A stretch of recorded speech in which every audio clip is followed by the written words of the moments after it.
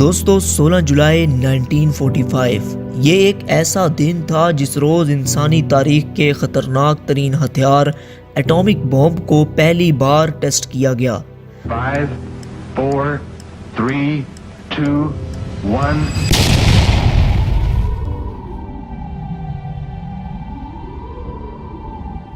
ناظرین، یہ وہ طاقت تھی جس نے دنیا کو ہمیشہ کے لیے بدل دیا۔ یہ وہ ویپن تھا جس نے جنگوں کی تاریخ ہی بدل ڈالی۔ اس دن جب اسے ٹیسٹ کیا جا رہا تھا کسی کو معلوم نہیں تھا، حتیٰ کہ خود اس نیوکلیئر پروگرام کو لیڈ کرنے والے سائنٹسٹ جے روبرٹ اوپن ہیمر کو بھی ذرہ برابر علم نہیں تھا کہ ان کا بنایا گیا ہتھیار اتنا خوفناک بھی ہو سکتا ہے۔ 16 جولائی کو اس بم دھماکے کو دیکھ کر اوپن ہیمر حیران رہ جاتے ہیں، کیونکہ یہ ان کے سوچے گئے دھماکے سے بھی 50 گنا زیادہ خطرناک تھا۔ دوستو، اس دھماکے کی گرمی سے اسٹیل سے بنی ہوئی ہر چیز دھول بن کر اڑ گئی اور اس کی شاک ویو 160 کلومیٹر کی رینج تک گئی تھی۔ اس کے علاوہ اس سے نکلا ہوا بادل قریب 12 کلومیٹر اوپر تک آسمان میں گیا تھا۔ اس سب کو دیکھنے کے بعد سائنسدان اوپن ہیمر نے یہ تاریخی الفاظ کہے: Now I am become death, the destroyer of the worlds. Now I am become death, the destroyer of worlds. دوستو، جے روبرٹ اوپن ہیمر، جن کو آج سب فادر آف ایٹامک بم کے نام سے جانتے ہیں، 1904 میں ایک جوش فیملی میں پیدا ہوئے۔ بچپن ہی سے سائنٹسٹ بننے کا شوق تھا۔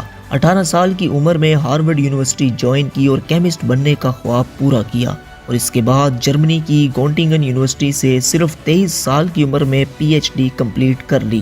اوپن ہیمر کا زیادہ تر وقت اپنی ریسرچ پر لگتا تھا، وہ لوگوں میں زیادہ کھلتے ملتے نہیں تھے۔ ناظرین، کہانی شروع ہوتی ہے تب سے جب پورے یورپ پر اڈولف ہٹلر کا راج شروع ہوا۔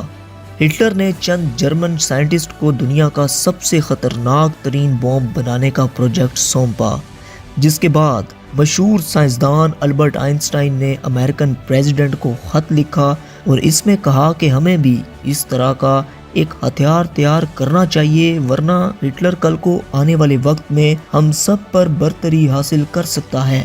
دوستو، اس کے بعد امریکن پریزیڈنٹ نے فوراً یو ایس آرمی کو ایٹامک بم کی ریسرچ سٹارٹ کر کے پروجیکٹ پر باقاعدہ کام شروع کرنے کا حکم دیا۔ اس پروجیکٹ کو مین ہیٹن کا نام دیا گیا تھا، لیکن حیرت انگیز طور پر اس پروجیکٹ کی لیڈ جے روبرٹ اوپن ہیمر کو دے دی گئی۔ حالانکہ آج بھی یہی مانا جاتا ہے کہ اگر آئنسٹائن اس وقت امریکن پریزیڈنٹ کو خط نہ لکھتے تو شاید ایٹامک بم بن ہی نہ پاتا۔ اب ہونا تو یہ چاہیے تھا کہ اس پروجیکٹ کی لیڈ آئنسٹائن کو دی جاتی، لیکن ایسا نہیں ہوا، کیونکہ امریکنز کو شک تھا کہ آئنسٹائن بھی ایک جرمن ہیں، تو شاید وہ ہمارے ساتھ کوئی چال چل رہے ہیں۔ خیر، یہ پروجیکٹ ایک بالکل سیکرٹ پروجیکٹ ہونے والا تھا۔ ناظرین، اس کے لیے یو ایس نے ایک الگ پورا شہر بنایا تھا جسے ہم لوس ایلموس کے نام سے جانتے ہیں۔ امریکہ کے نزدیک یہ پروجیکٹ سب سے زیادہ امپورٹنٹ اور سیکرٹ تھا۔ اس راز کو باہر کی دنیا سے بچانا واقعی مشکل تھا۔ لوس ایلموس میں مین ہیٹن پروجیکٹ پر کام کرنے والا ہر ایک شخص اس راز کو چھپائے ہوئے تھا۔ ان سب ورکرز کو فیک نام دیے گئے تھے اور سب ورکرز کو یہ ڈائریکشن دی گئی تھی کہ اس پروجیکٹ کے بارے میں کسی کو نہیں بتائیں گے، حتیٰ کہ اپنی فیملی کو بھی بتانے پر ریسٹرکشنز تھی۔ یہ سب کرنے کا مقصد صرف اور صرف اس پروجیکٹ کو باہر کی دنیا سے سیکرٹ بنانا تھا۔ اوپن ہیمر، جو کہ پہلے ہی سے نیوکلیئر فیوژنز پر کام کر چکے تھے۔ دوستو، قدرتی طور پر پایا جانے والا سب سے بھاری ایلیمنٹ یورینیم ہوتا ہے، جس کا ایٹامک میس 238 ہے۔ سائنٹسٹ نے ایک لمبی ریسرچ کے بعد یہ رزلٹ نکالا کہ اگر یورینیم 238 کو ایک خاص پروسیس سے نکالا جائے تو یورینیم 235 نکلتا ہے، جو کہ بہت ہی خطرناک اور انسٹیبل ہوتا ہے، اور اگر صرف ایک نیوٹران کو اس یورینیم 235 سے کولائڈ کیا جائے تو یورینیم سپلٹ ہو جاتا ہے، جس سے حیرت انگیز طور پر خطرناک ترین کولیجن دیکھنے کو ملے گا، جس میں بے شمار مقدار میں انرجی پیدا ہوگی۔ سپلٹنگ کے دوران نئے نیوٹرونز دوسرے یورینیم سے ملتے ہیں اور یہ ری ایکشن سینکڑوں بار ریپیٹ ہوتا ہے، جو کہ صرف چند مائکرو سیکنڈ میں ہی پورا ہو جاتا ہے، اور کل ملا کر سارے ریئیکشن کا رزلٹ ایک خطرناک دھماکے کی صورت میں ملتا ہے۔ دوستو، امریکہ کو کسی بھی حالت میں اس ایٹامک بم کو ہٹلر سے پہلے بنانا تھا۔ ویسے بھی اس دوران ورلڈ وار 2 چل رہی تھی۔ آخر کار 16 جولائی 1945 کو دنیا کا سب سے پہلا ایٹامک بم تیار ہو چکا تھا۔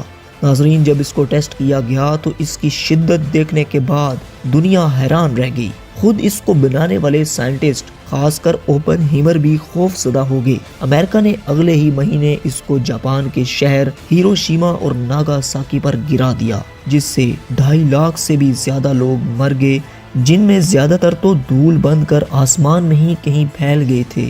کچھ ہی دنوں میں جاپان نے امریکہ کے سامنے ہتھیار ڈال دیے، جس کے بعد دوسری جنگ عظیم یعنی ورلڈ وار 2 کا خاتمہ ہوا تھا۔ دوستو، جے رابرٹ اوپن ہیمر نے ہیروشیما اور ناگاساکی کے حملوں کے بعد اپنی اس ایجاد یعنی ایٹامک بم پر بہت زیادہ ریگریٹ فیل کیا، جس سے ان کو ایک بھاری صدمہ پہنچا اور وہ اندر سے ٹوٹ کر رہ گئے تھے۔ انہوں نے اس کے بعد ہر ممکن کوشش کی کہ ایٹامک ویپنز پر بین لگایا جائے، اور ایک دفعہ تو دوستو امریکن پریزیڈنٹ جو کہ اس وقت کے ہیری ٹرومن تھے، ان کو اوپن ہیمر نے کہا I have a blood on my hands، یعنی میرے ہاتھ خون سے رنگے ہوئے ہیں، جس کے بعد پریزیڈنٹ کو غصہ آیا اور انہوں نے اوپن ہیمر کو آفس سے باہر نکلوا دیا۔ دوستو، آگے چل کے امریکہ نے ہائیڈروجن بم بھی ڈسکور کیا، لیکن اوپن ہیمر تب بھی سخت خلاف ورزی کرتے رہے، جس کے چلتے ان کی نوکری بھی ان سے چھین لی گئی تھی۔ اپنی بچی کچی زندگی اکیڈمک پروفیشن میں بتا کر آخر کار 18 فروری 1967 کو کینسر کی وجہ سے 62 سال کی عمر میں چل بسے۔ تو دوستو، یہ تھی ہماری آج کی ویڈیو۔